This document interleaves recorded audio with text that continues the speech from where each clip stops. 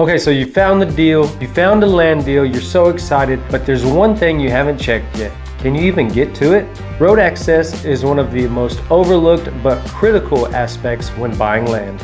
In the last video, we went over zoning laws and land use regulations to make sure that your plans aligned with the local laws. Now we're going to get into road access to that property, because buying land that you can't get to isn't much of an investment at all, is it? Have you ever drove in the back roads and you saw a piece of property and you're like, how do you even get there? If you know a piece of property like that, drop a comment below, let me know some details, and let's figure it out together. Okay, so let's go over why the road access matters, and here's some key reasons why. One is the legal right of way. Now, without legal access or an easement or right of way, and those two words can be used interchangeably for road access, and without a legal easement or right of way, you may not have legal access to get into that property. And in the real estate world, we call that landlocked.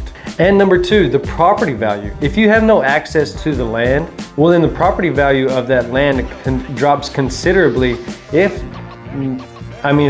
there's no access to land, then for me, that land is worth $0 because you can't get to the property, so you're illegally passing or trespassing on other people's property to get to that piece of property. And number three, if you are on the development side like I am, for parcels of land, the ease of development. If you have access to a road or a county road or a highway, it's much easier to develop that property because of where the location of the property is, due to maybe you have to go 5 miles back into a piece of property, and let's say you want to develop 10-acre tracts. Well, that's a long ways for construction workers and trucks to haul dirt there, or bulldozers, things like that. It's just a long trek back and forth, and those types of things add up for the construction company and any bid that you receive from construction companies. So reliable access is essential for bringing materials and ensuring emergency services can be reached.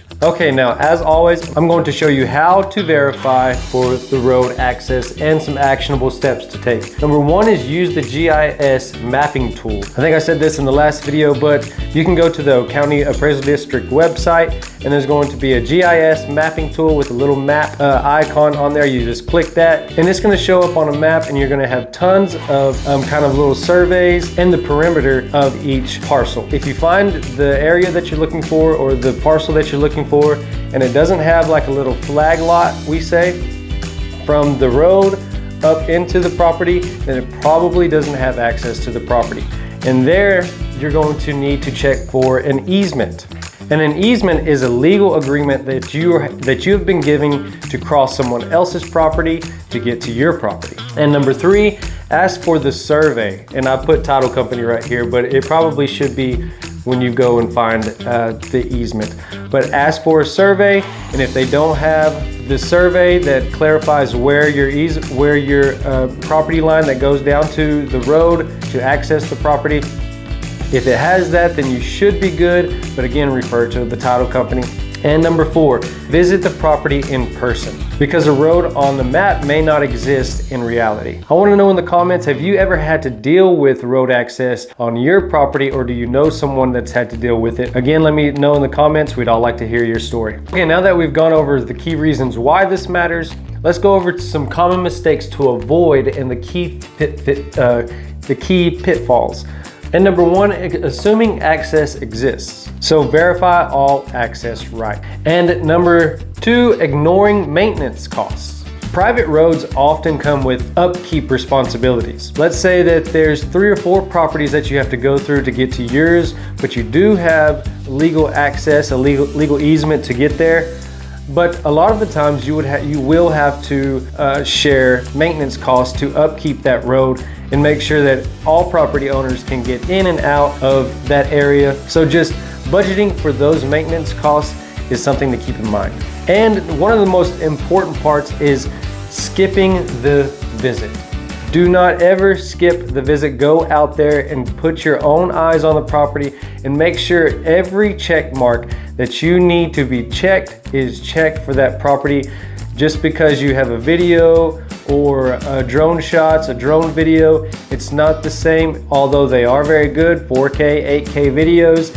It's not the same as going out there and physically seeing the property for yourself. So ensuring road access is a non-negotiable step when buying land.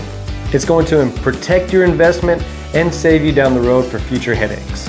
I'm Trent Babb, your Central Texas real estate agent, and if you have any questions about road access or easements, right-of-ways, drop a comment below. I'd love to help you out.